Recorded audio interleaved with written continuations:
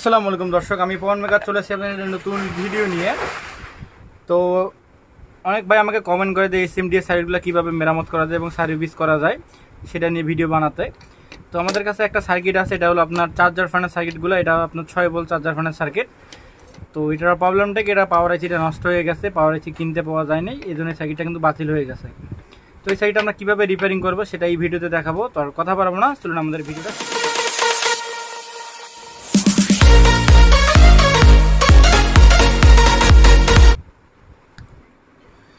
তো এই সার্কিটটা অনেকভাবে ঠিক করা যায়, যেমন বাজারে 5 তারের কেলওয়াই পাওয়া যায়, কোনো 3 তারের কেলওয়াই পাওয়া যায়।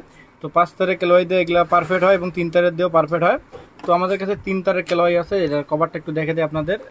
এই যে কভার, এই 3 তারের কেলওয়াই দিয়ে আমরা এটা সুন্দর করে মেরামত করব। তো কীভাবে মেরামত করব সেটা আগে দেখে নেন।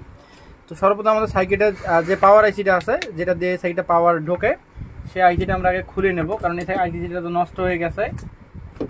তো জাস্ট এইটা আগে সুন্দর করে আমরা খুলে নেব।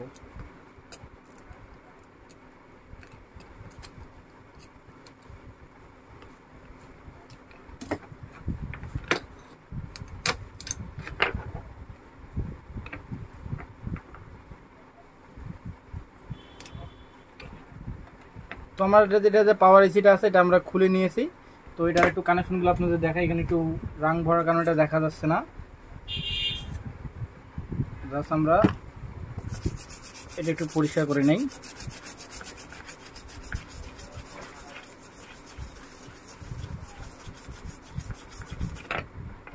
তো পরিষ্কার করা আমাদের কমপ্লিট হয়েছে। তো এটাতে কি আছে, এই দুইটা ইনপুট লাইন, এটা ব্রিজ ডায়োড, এই দুইটা ইনপুট লাইনের পর এখানে একটা ক্যাপাসিটার আছে, যেটা হলো 400 ভোল্ট 22 ওহম একটা ক্যাপাসিটার। তো এটা অংশ হলো প্লাস এবং দাগদ অংশটা হলো মাইনাস। তো এই যে মাইনাস অংশটা ডিরেক্ট বরাবর আপনার একটা ক্যাপাসিটারে গেছে। ক্যাপাসিটার হলো আপনার 100 UF 16 ভোল্ট ক্যাপাসিটারে গেছে। আর এটা যেটা প্লাস অংশ আমাদের চোপার কয়েলের দুইটা কানেকশন আছে, এখানে একটা কানেকশন, এই যে একটা কানেকশন, এই দুইটা কানেকশন আছে চোপার কয়েলের। আর এর বরাবর একটা মাঝ যে একটা ডায়োড দেওয়া আছে মাইনাস করে। তো আমরা কী করবো, ডায়োডটা আমরা আগে খুলে ফেল দেবো। আমাদের জাস্ট খালি দুইটা কানেকশনের প্রয়োজন। তো আমরা এটা খুলে নিলাম। এসি কারেন্টটা ফিল্টার নিচ্ছে ডায়োড দিয়ে ডিসি হওয়ার পর এখানে ডিসি ক্যাপাসিটারে গেছে। ক্যাপাসিটির পজিটিভ অংশটা চোপার কলে একটা মাথায় ঢুকছে এবং নেগেটিভ অংশটা আপনার ডাইরেক্ট গেছে একটা অটো কাপলারে এবং আইসিতে গেছে। আইসি থেকে আপনার ডিরেক্ট বরাবর এখানে যে আউটপুট পয়েন্ট আছে, অর্থাৎ চোপার কলে একটা কানেকশন আছে, এই কানেকশনে গেছে। তো আমরা কী করবো, সিম্পলি আমাদের কিছু করার লাগবে না, জাস্ট আমাদের এখানে যে কেলওয়াইটা আছে, এখানে আমাদের 3টা কানেকশন, একটা হলো লাল, একটা হলো কালা, একটা হলো ব্লু। তো আমরা যেটা কালোটা আছে সেটা হলো নিউট্রাল কানেকশন, অর্থাৎ মাইনাস কানেকশন, সেটা ক্যাপাসিটার মাইনাসের সঙ্গে ডাইরেক্ট সোল্ডারিং করে দেব। আর একটা আমাদের কানেকশন থাকলো লাল কানেকশনটা। এই লাল কানেকশনটা কী করব, ডিরেক্ট বরাবর আমাদের যেটা আছে, আমাদের যে চোপার কয়েলের 2টি টার্মিনাল আছে, একটা প্রথম একটা শেষ, এই শেষ টার্মিনালের সঙ্গে আমরা সংযুক্ত করে দেব। আমাদের এই টার্মিনালটা এখানে আসছে, এখানে আমরা সংযুক্ত করে দেব। আর ব্লু কানেকশনটা কী করব, আমাদের এই যে অটো কাপলারের যে পয়েন্ট আছে 1 2 3 4 নম্বর যে কানেকশনটা আছে, এই কানেকশনটার সঙ্গে ডাইরেক্ট আমরা সোল্ডারিং করে দেব।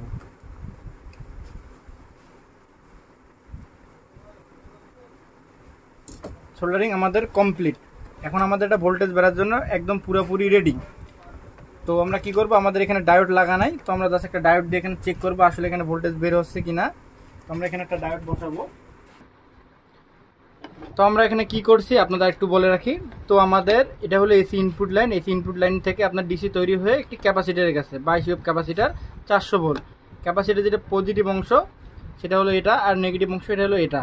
তো পজিটিভটা ডিরেক্ট বরাবর আমাদের চোপার যে কয়েলটা আছে, যেখান থেকে ভোল্টেজ উৎপন্ন হয়, সেখানে একটি টার্মিনালে গেছে এবং নেগেটিভটা আপনার ডিরেক্ট বরাবর আইসিতে গেছে, যেটা আইসি আমরা খুলে ফেলে দিছি। তো আইসির যে আপনার আইসির যে আউটপুট গেটটা আছে, অর্থাৎ যেটা দিয়ে আউট হয়, ড্রেন হয়, সেই গেটটার সঙ্গে আমরা আমাদের যে কেলওয়াই লাল কানেকশনটা দিয়েছি এবং মাইনাসের সঙ্গে কালো কানেকশনটা দিয়েছি এবং আমাদের অটো কাপলার যেটা আছে, অটো কাপলার 4র্থ নম্বর পিনের সঙ্গে আমরা ব্লু কানেকশনটা দিয়েছি। আর আমাদের এখানে একটা ডায়োড ছিল না বসা, যেগুলো পুরাতন সার্কিট, আমি জাস্ট ঠিক করার জন্য আপনাদের কাছে ভিডিওটা করার জন্য আমরা ঠিক করতেছি। তো আমাদের এখানে একটা আমরা ডায়োড লাগাচ্ছি, আপনার 3 এম্পিয়ার ডায়োড। তো জাস্ট আমাদের এখন ভোল্টেজটা বের হওয়ার কথা। তো আমরা কি করব, আগে আমরা সুন্দর করে আমাদের এসিতে সোল্ডারিং করে এসি কানেকশনটা দেব।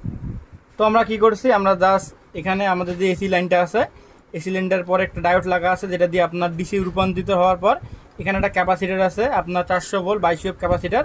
ক্যাপাসিটার দুইটি অংশ হলো, একটা প্লাস এবং একটা মাইনাস।